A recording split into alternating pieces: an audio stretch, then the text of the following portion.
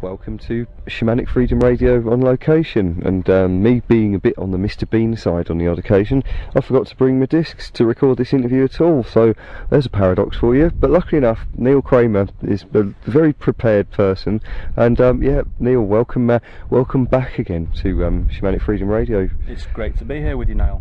Yeah, this is cool. We're standing in the Avebury Avenue, just outside the stone circles, alongside a big stone, and nice place to return to. I was thinking, good name, rename this podcast, Paganic Freedom. What do you reckon? So yeah, what have you got for us today then? What are you going to talk to us about? Well, I thought as we were here, the stone circles, the crop circles, obviously we've got to touch on those things. Mm. And I think in so doing we probably naturally lead on to some of the other stuff, that some of the themes you probably cover pretty consistently on your show. One thing I did want to mention was, you'd mentioned previously about field uplink, so I thought we could cover that as well, which is, for me, is pretty closely linked with the circles anyway. So if we start from there and see how we go. Have you managed to see any circles this year yourself? The crop circles? Yeah, we were in one in Avebury when we come to do the Solstice podcast. We walked through one on the way to Windmill Hill, and I mean, I did go have a look in them. There were some little circles. I mean, it was a huge structure, but there were some little isolated circular shapes. And what I noticed was that there appeared to be, some of it was weaved clockwise, some of it was weaved anti-clockwise. For the life of me, I couldn't work out how anyone could do that with boards. Yeah, I think the closer you look at them, you can look at the zoom out picture and think that's quite an interesting design and difficult to simulate with, as you say, rope and boards. But when you really look at the crop as it's laid down, when you see weaves and you see little twists of corn and weeds pulled up, I think that is extremely difficult to do with just a 6 foot square or circle. But on a massive scale, which is 2 or 3 acres of flattened crop, it's probably a few days work, and these things obviously are occurring overnight, in the dark, in the rain, so difficult to do by hand. Inevitably, I would say a good percentage of them are, maybe 20-30%, but I think it's getting easier and easier to detect what I would call authentic circles. Also, I mean, the only conclusion I come to is what causes these circles is, if they are created interdimensionally, that could be one thing, but otherwise I can see either ETs or MI6 or CIA type ghosts sitting up there lasering them down, but I can't think of any other plausible way. There's definitely the idea of people with boards and ropes going in seems to be more and more ridiculous the more I think about it now. Yeah, I was in a situation a couple of weeks ago, I think it was the 29th of July 2009, and me and a friend came down to Wiltshire to kind of take a look at the circles, do some work, have some fun, just to kind of chill out a bit, but basically to get a lot of exposure to the sacred sites. We stayed at a place called Poulton Grange, which is just outside Marlborough, about a mile outside Marlborough, and stunningly, when we arrived, a crop circle had appeared the day we arrived on the land of the farmer that we were staying with. Certainly this year they've kind of taken on a bit of a personal significance, because I think it's just too much of a synchronicity, if you want to say it that way. So this particular circle, which is in a region called, I think it's called Ogbourne St Andrew, the day I arrived on the place we're staying at. So we saw that on Google or on the internet. We found that one. So I've kind of taken much closer attention to the different layers of it, and I think that's what we find, that there is a surface level of data, which is, you stood in flattened crop in quite an elegant design, and that's quite paradoxical, living in an industrial landscape really, with our favourite city Swindon just down the road, which is not the most sacred place in the universe, is it? Oh no. Just over the M4 and a few fields away. So you get a surface level of data, which is just interesting in itself.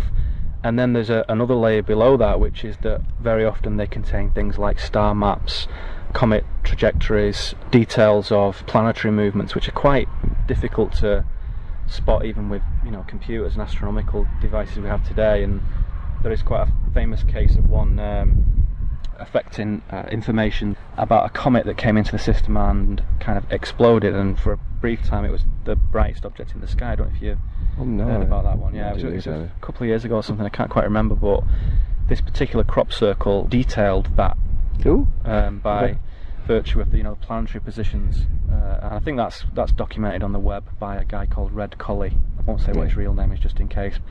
So there's information that nobody knows. No men know that. Some of them come down, nobody knows what the data is.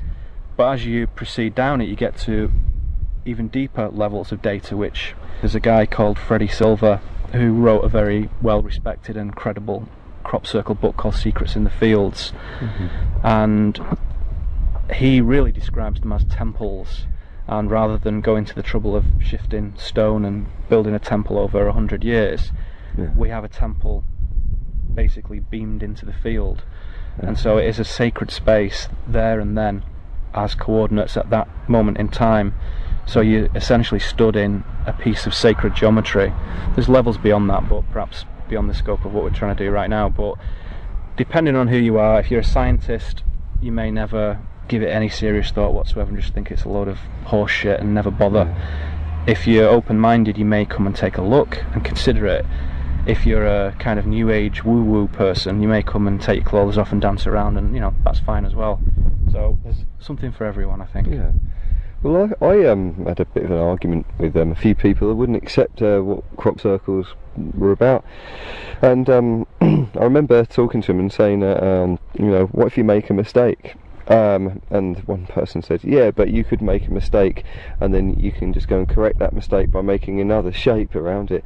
And then I said to them, yeah, but then considering that you can't see the shape of the whole lot from the ground, you then have to be able to guess to go to the other side of the circle and find its symmetrical opposite, and if it's got if it's 4 things reflected, you've got to find it's 4 of them, and you've got to correct them as well, and then you've got to work out which angle to correct them, and there's not a lot of scope for error, is there? No. And you don't see many, if any, mistakes. No, and the fact is, if they were being built by, say, Bill and Bob with boards and string, there's an enormous error margin, there's an enormous chance of outtakes, there's an enormous chance of being caught red-handed halfway through. The one we saw at Upbourne St Andrew was the day we arrived, that kind of night. I don't know if it was early in the morning or what, we don't actually know precisely when, but on the 29th it was pretty dark. The sky was charcoal grey, it was difficult conditions.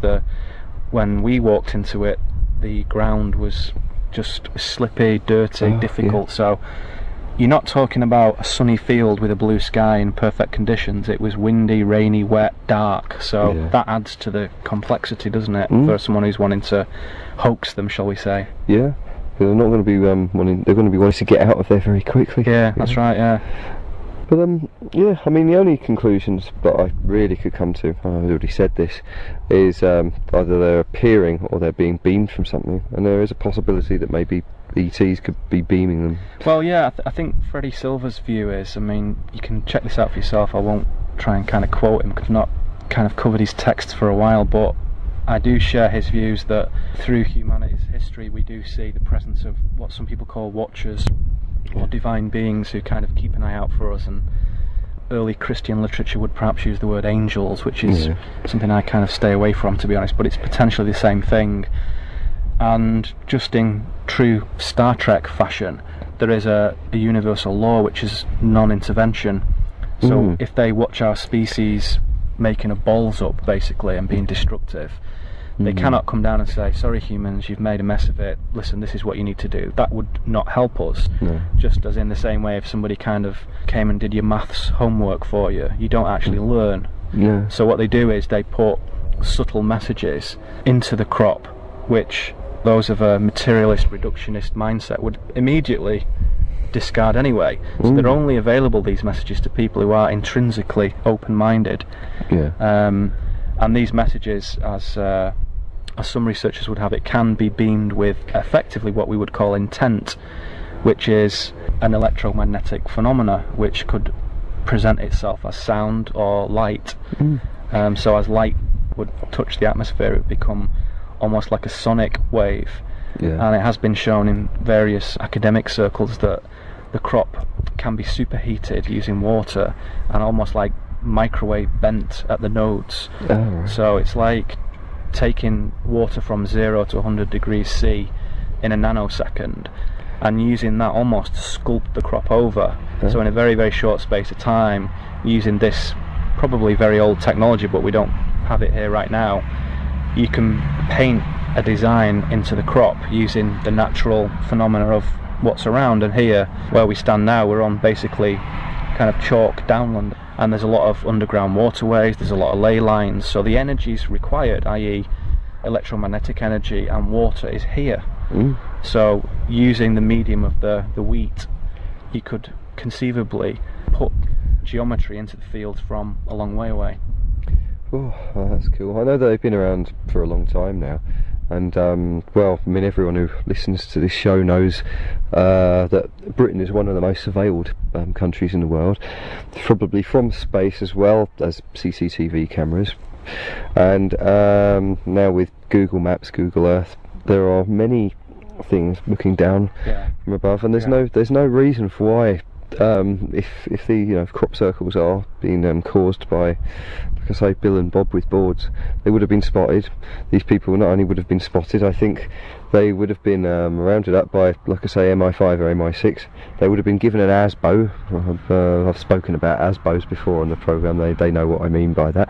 And the Daily Mail would have put spreads over. They would have turned them into negative celebrities like Myra Hindley or Abu Hamza, and I'm sure that would have happened by now, because this is the way England works. And there's no way that any phenomenon like this could happen and not be seen. No, I don't think so. And in 2007, I kind of probably got the most circles in the space of 3 weeks that is possible, which isn't the best way to do it. That's not what I was aiming to do. But during that time, what I noticed was pretty heavy helicopter military surveillance. And since that time, I've had emails from ex-military guys saying, yeah, we are responsible for logging them and recording them and photographing them, and not only that, but often the people who visit them as well.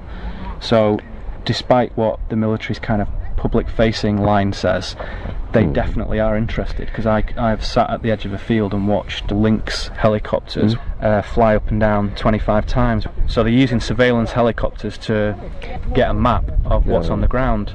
And if they were just, I mean, there's a lot of military bases in Wiltshire and Salisbury Plain and stuff, so we don't ignore that, of course.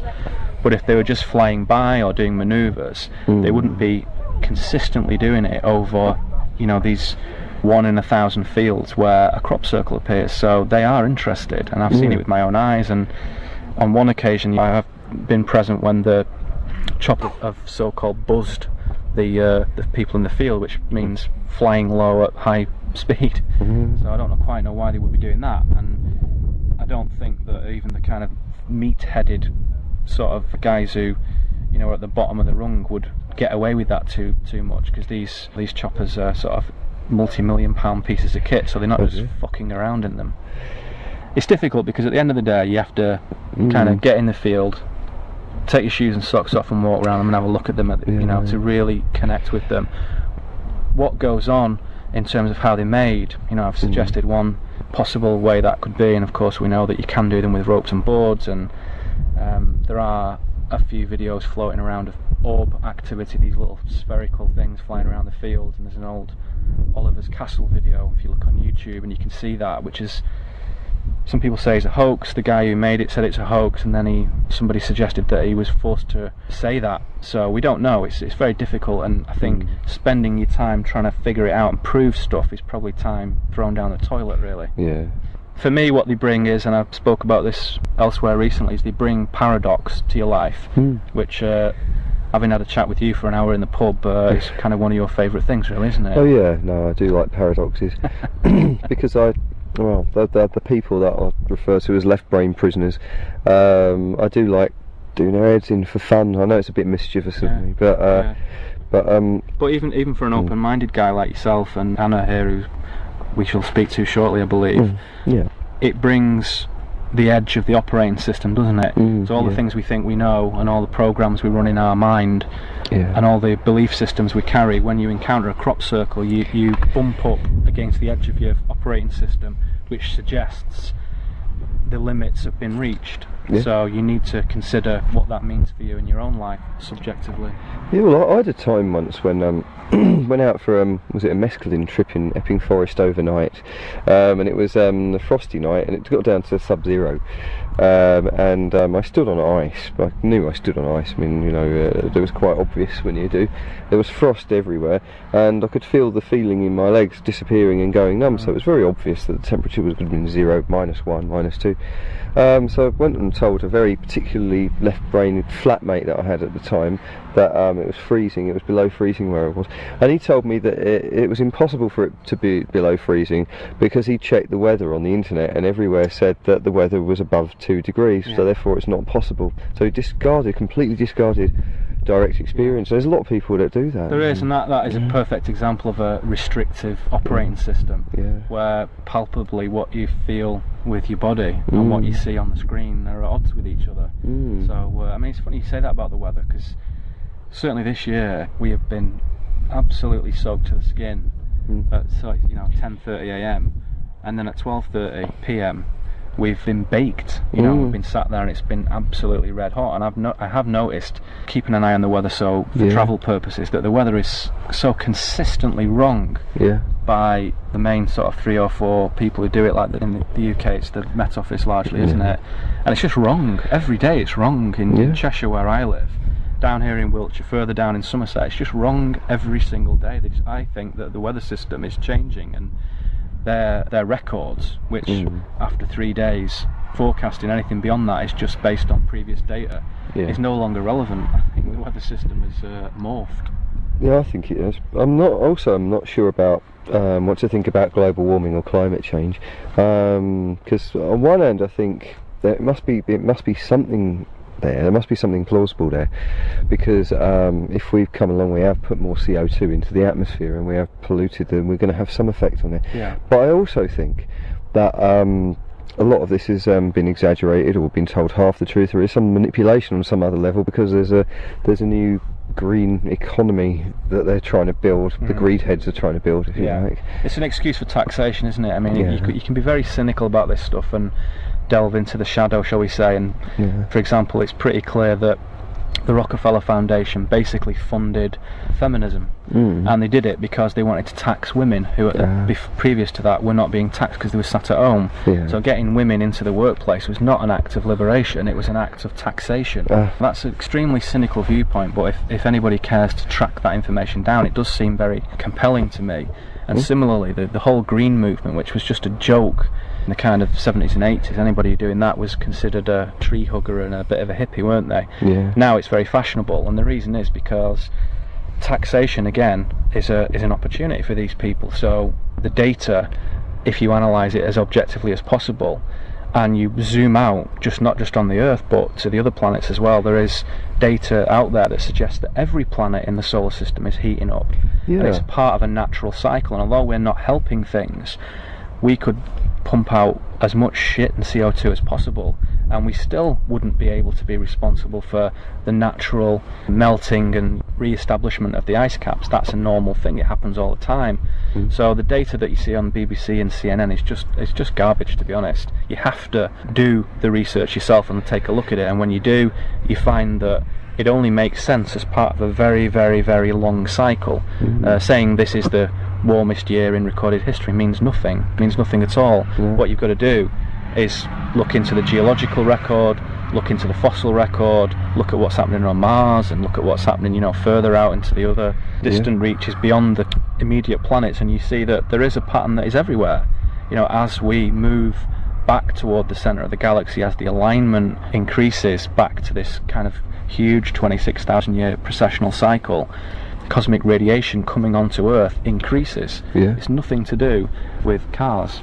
It's to do with the orbiting that the solar system itself is doing. That's right, around something else. That's right, So the whole Milky Way basically orbits galactic centre, and as we approach this quite sacred alignment point, which comes to its apex really in and around 2012, we're being exposed to cosmic radiation that we haven't seen for anybody's recorded history. So the idea that civilizations come and go punctuated by cataclysm makes a lot of sense. So our history books suggest, don't they, that history really started a couple of thousand years ago, maybe 4,000 if you want to push it, and everything before then was just people scrabbling around in the dirt with a pretty miserable lifestyle. But I think when you look at alternative historians, particularly people who are as independent as possible, shall we say, mavericks, but credible and scholarly, you find that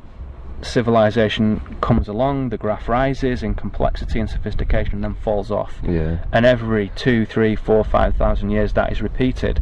So I think what we're looking at the moment is a moment in time when we're at a point of devolution, essentially. I think our sophistication, particularly where we stood now, which is covered in thousands of tons of stones which are difficult to lift today, it makes no sense looking at the technology that was available then, but to use anti-gravity devices and to use sonic technology, these stones would be easy to move.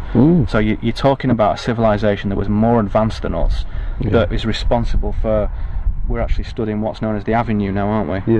A lot of the stones that we find here were brought from quite far away.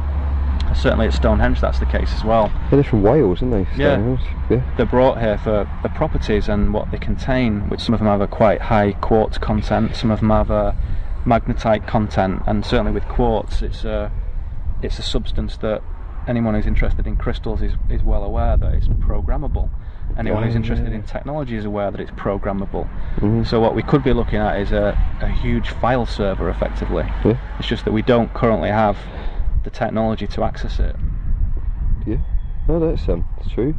And like you say, if you think about 3,000-4,000 years ago, the general consensus is everyone was savages living in caves and wearing animal skins. And no, it's true. I mean, there's a lot that we don't know. There's a lot we can't know, really, unless of course we could invent time travel. And I think that's the beauty of these places, that you can come here and start to immerse yourself in that paradox and say, we're stood next to one of the largest stones on the avenue. Although Anna is quite a quiet and modest girl, she just jumped on top of this huge, enormous, 15-foot stone. Just moving that stone would be enormous task to do. So why would they go to the trouble of doing that when they could use local materials like wood, maybe, and that would serve well for the generations upon generations? But they don't. They move something here that is extremely difficult to move, and they do it on purpose because they know that that will give it a long period of time before anybody can move it. So I think one of the clues in this is that these things cannot be moved. They must have thought about the fact that they can't be moved. I see where you're coming from. So it's the site itself that's important to some degree, but also the stones in and of themselves, where some people may say, well, they're just markers. I don't think they are. I think they're more significant than that. They probably have the ability to record stuff, just in the same way that we would use discs and lasers and kind of binary information. There's no reason why you couldn't do the same thing with this. In fact, I did notice before, one of the largest stones in the main circle has chipped off on the corner. I'll have to show you this if you've not seen it. It's fascinating. You can see inside it a bit, and it looks like the inside of a sort of new age crystal shop. You've got this little crystallization inside with all these angles and stuff, and it makes you realise that we're not just looking at a lump of rock, we're looking at massive crystals in many cases. So the crystalline structure inside again is an important part of what's actually going on here. Well, someone mentioned to me, I can't remember who it was, they may have mentioned it to me last time I come here for Solstice, that Britain, the British Isles if you like, and Brittany are the only places that you find in the world where you find circle formations, and nowhere else. But then at the same time, what with ancient Egypt and all the things that have happened in North and South America, right the way to Easter Island, it does look like it was all connected. Yeah, it does. And I think if you look at dowsing maps and ley line maps, you can see this overlay of a grid across the land, and there are these particular lines that run north and south and east and west, and they are effectively power lines in a sense, and they formulate a grid in the same way that we would have a power grid now with our electricity and our what are those things that, those big towers that carry the cables, what are they called? Oh, the pylons. Pylons, so we have these pylons that go across the land. I think the technology previously, the last time civilization reached a peak, which as I say exceeded ours, it was more subtle than that. They didn't have to build these huge goddamn ugly towers. They used what the land was doing itself. And if you plot those maps, you see at the intersection points you get things like Avebury, and you get things like Stonehenge, and you get things like Castle Rig in Yorkshire, and all over the place, in Ireland, in Greece, in France, in Germany.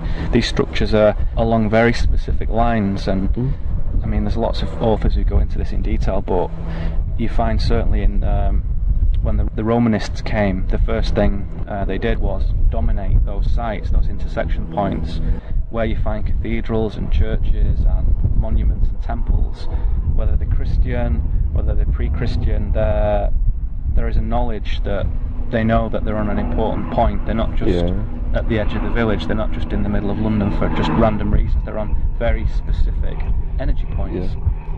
Well, it's funny you mention that, because I told you about this winter in a pub where I live. The Millennium Commission in 2000 decided to build a stone circle at the top of my road in Brockley, Hilly Fields, and they decided to build on that. And at the other end, there's St John's Church. But then if you follow that line and you carry on, you can see the skyscrapers of Canary Wharf, and it all looks like... You feel that is a distinct line. Yeah, and I also noticed, I'm walking up Blackheath, going there through I don't know if you know London very well, but there's this massive open heathland. Yes. Sort of, you've got Blackheath Village on one side, and you can see two churches. You go through the heath, you can see a church on one side, church on the other. If you stand in the middle, you can see that there's obviously a ley line, and you can see that that as a result, that heathland was deliberately not built on for a certain reason. Well, I think it's a very old technology. I used to wonder when I was kind of 16, looking at a lot of occultic texts, why shapes and geometry could have any power. And to be honest, it was maybe a decade later, in my sort of mid-20s, that I started to realise that this so-called sacred geometry in itself has momentum and has power, and is able to effectively hold and direct and transform energy. So where you see sacred geometry, you are seeing alchemy, essentially. So you're seeing the collection of energy and it being held or amplified or transformed or whatever. And I think certainly in the what we might call conspiracy movement, if anybody follows it closely, they'll probably be well aware that if you look at the White House location and where that sits in Washington, it sits at the bottom of an inverted pentagram, which is a perfect pentagram, which is built into the street design. Oh yeah. And that isn't random, and that isn't just for utilitarian purposes, that isn't just for infrastructure efficiency, that is there because of its very particular sacred geometry. And unfortunately, the old hierarchy, shall we call them, however old they may be, and we're not talking a few thousand years, probably a few millennia, don't necessarily have our best interests at mind when they're transforming that energy. No, because an upside down pentagram is used for malevolent use, isn't it? Well, typically, they used to be formulated with what people today call Satanists, and Luciferians is quite a separate thing. It has been maligned with black magic, but I think what you're actually seeing is a holding pattern. They're taking energy out of the land and they're amplifying it and holding it. So whereas it should go into the land and into the minds and hearts of the people, it's not. It's being channeled away, sucked away, and taken away for malevolent purposes. One of my favourite subjects I heard you speaking about before was field uplink. I heard you talking about that on Henrik's programme Red Ice Creation. Yeah. And tell us anything that you could elaborate on, maybe.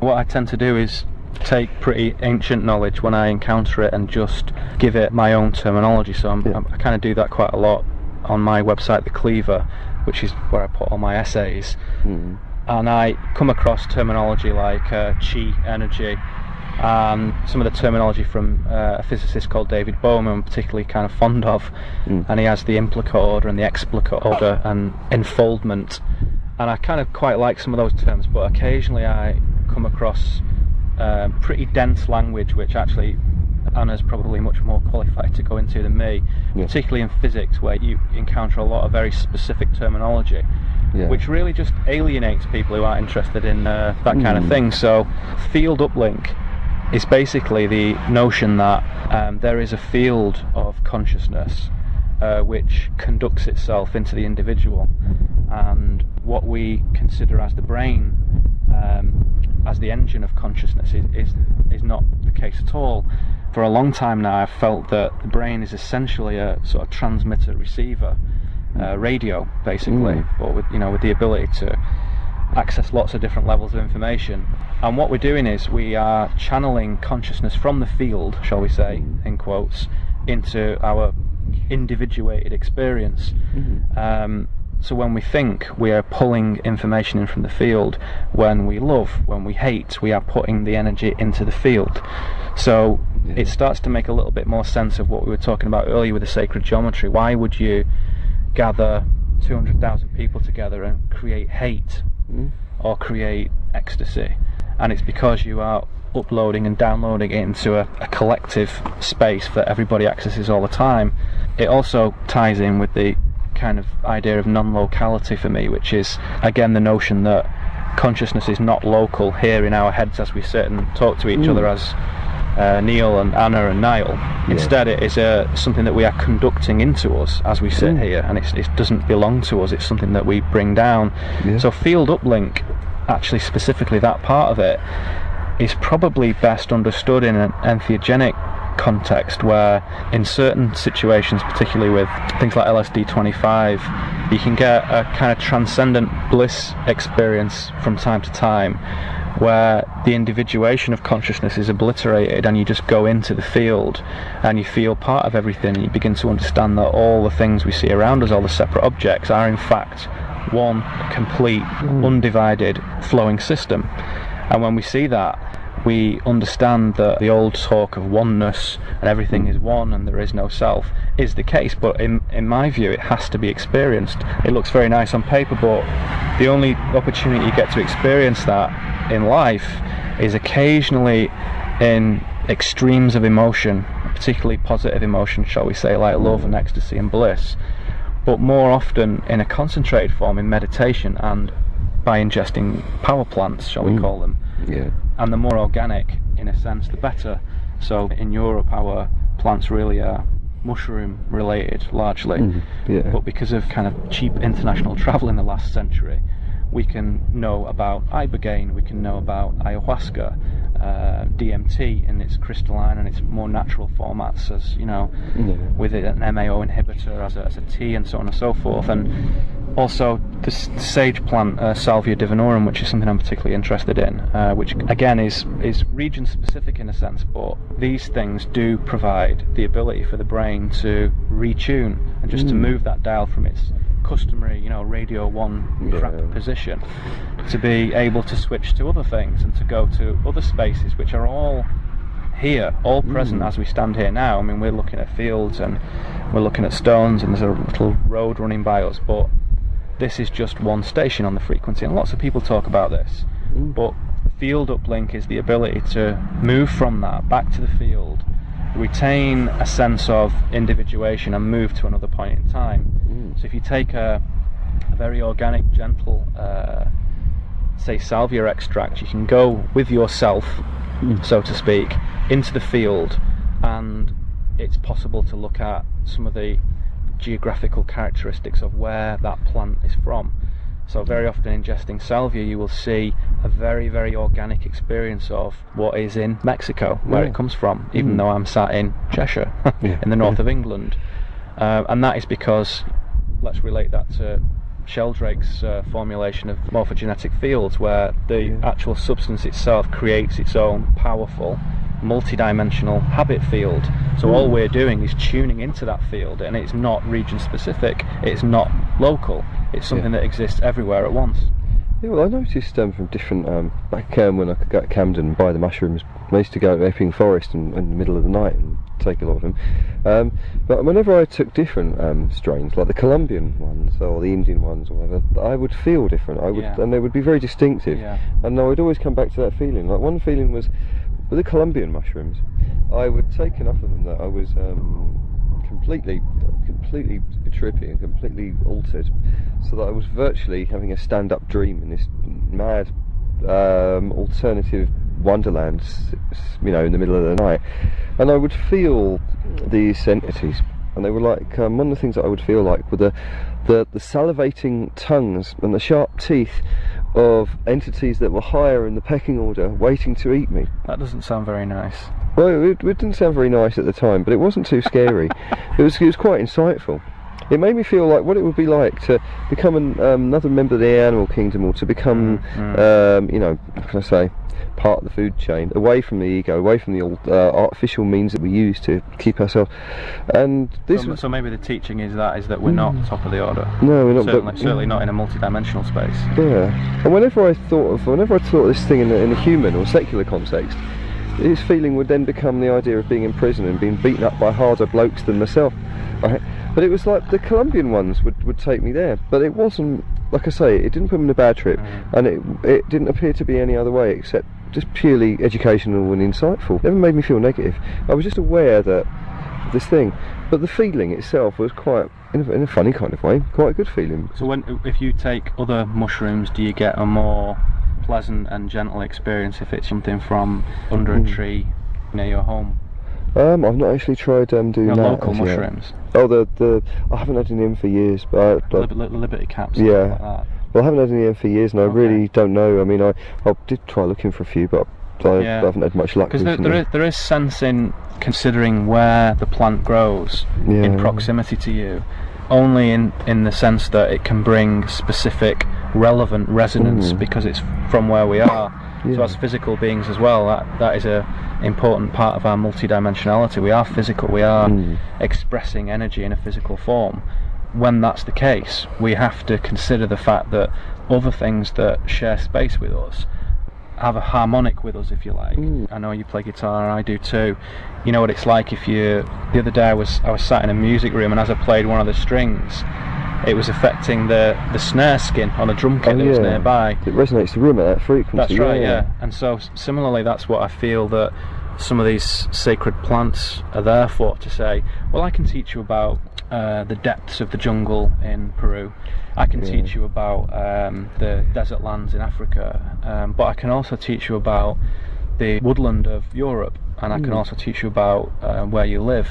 So I think it is useful from time to time to try and get proximity to the plant you're bringing into your body. But I have had a taste recently for doing plants that are not from here too, because I think one of the good things about being in this time now where we can get access to things from the rest of the world is it makes us entheogenically well travelled too. It does, doesn't it? I mean, there's no harm in that diversity, I agree. And as I say, I'm particularly interested in salvia, and that, you know, is a sort of Mexican sage plant, part of the mint family, I believe. So salvia divinorum can be obtained as a little extract here in a little plastic vial or whatever. But it does definitely bring characteristics of the place. I mean, I could tell you kind of trip reports here, but perhaps we'll do that offline. Very specific elements that are not in my consciousness, that are not something I've seen in media, that just spring from the plant into me. But if you consider that as we were saying, going back to your original point, as part of field uplink, what we're seeing is that I am uploading into the field and travelling to where that plant still resonates from. So none of it is local at all. It's all part of this, as we say, this complete flowing system, which I, using one of my words again, call the ultra soup. Oh yeah, I like that, ultra soup. That's a good one. Alright, we're at the end of the first section we can use in the first podcast anyway, but well, cheers for that. You're welcome. Not the most sacred place in the universe, is it? Oh no. Just over the M4 and a few fields away. Yeah, so you get a surface level of data, which is just interesting in itself. And then there's another layer below that, which is that very often they contain things like star maps, comet trajectories, details of planetary movements, which are quite difficult to spot even with, you know, computers and astronomical devices we have today. And there is quite a famous case of one affecting information about a comet that came into the system and kind of exploded, and for a brief time it was the brightest object in the sky. I don't know if you've heard about that one. Yeah, it was a couple of years ago or something, I can't quite remember, but this particular crop circle detailed that by virtue of the planetary positions, and I think that's documented on the web by a guy called Red Colley. I won't say what his real name is just in case. So there's information that nobody knows. No men know that. Some of them come down, nobody knows what the data is. But as you proceed down it, you get to even deeper levels of data, which there's a guy called Freddie Silver who wrote a very well respected and credible crop circle book called Secrets in the Fields. And he really describes them as temples, and rather than going to the trouble of shifting stone and building a temple over 100 years, we have a temple basically beamed into the field. More ridiculous, the more I think about it now. Yeah, I was in a situation a couple of weeks ago, I think it was the 29th of July 2009, and me and a friend came down to Wiltshire to kind of take a look at the circles, do some work, have some fun, you know, just to kind of chill out a bit, but basically to get a lot of exposure to the sacred sites. We stayed at a place called Poulton Grange, which is just outside Marlborough, about a mile outside Marlborough. And stunningly, when we arrived, a crop circle had appeared the day we arrived on the land of the farmer that we were staying with. Certainly this year they've kind of taken on a bit of a personal significance, because I think it's just too much of a synchronicity, if you want to say it that way. So this particular circle, which is in a region called, I think it's called Ogbourne St Andrew, the day I arrived on the place we're staying at. So we saw that on Google or on the internet. We found that one. So I've kind of taken much closer attention to the different layers of it, and I think that's what we find, that there is a surface level of data, which is, you know, you stood in flattened crop in quite an elegant design, and that's quite paradoxical, living in an industrial landscape really, with our favourite city Swindon just down the road, which is, you know, structure. But there were some little isolated circular shapes, and what I noticed was that there appeared to be, some of it was weaved clockwise, some of it was weaved anti-clockwise. For the life of me, couldn't work out how anyone could do that with boards. I think the closer you look at them, you can look at the zoom out picture. I think that's quite an interesting design and difficult to simulate with, as you say, rope and boards, but when you really look at the crop as it's laid down, when you see weaves and you see little twists of corn and weeds pulled up, I think that is extremely difficult to do with just a 6 foot square or circle, but on a massive scale, which is 2 or 3 acres of flattened crop, it's probably a few days work, and these things obviously are occurring overnight, in the dark, in the rain, so difficult to do by hand. Inevitably, I would say a good percentage of them are, maybe 20-30%, but I think it's getting easier and easier to detect what I would call authentic circles. Also, I mean, the only conclusion I come to is what causes these circles is, if they are created interdimensionally, that could be one thing, but otherwise I can see either ETs or MI6 or CIA type ghosts sitting up there lasering them down, but I can't think of any other plausible way. There's definitely the idea of people with boards and ropes going in seems to be more.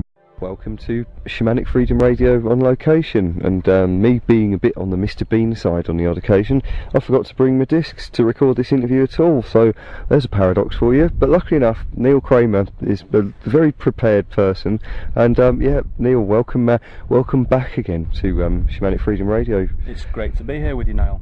Yeah, this is cool. We're standing in the Avebury Avenue, just outside the stone circles, alongside a big stone, and nice place to return to. I was thinking, could rename this podcast Paganic Freedom. What do you reckon?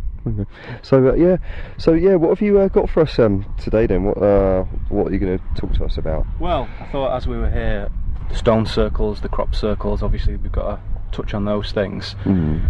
And I think in so doing we probably naturally lead on to some of the other stuff, that some of the themes you probably cover pretty consistently on your show. One thing I did want to mention was, you'd mentioned previously about field uplink, so I thought we could cover that as well, which is, for me, is pretty closely linked with the circles anyway. So if we start from there and see how we go. Have you managed to see any circles this year yourself? The crop circles? Yeah, we were in one in Avebury when we come to do the Solstice podcast. We walked through one on the way to Windmill Hill, and I mean, I did go have a look in them. There were some little circles. I mean, it was a huge and so it is a sacred space there and then as coordinates at that moment in time. So you essentially stood in a piece of sacred geometry.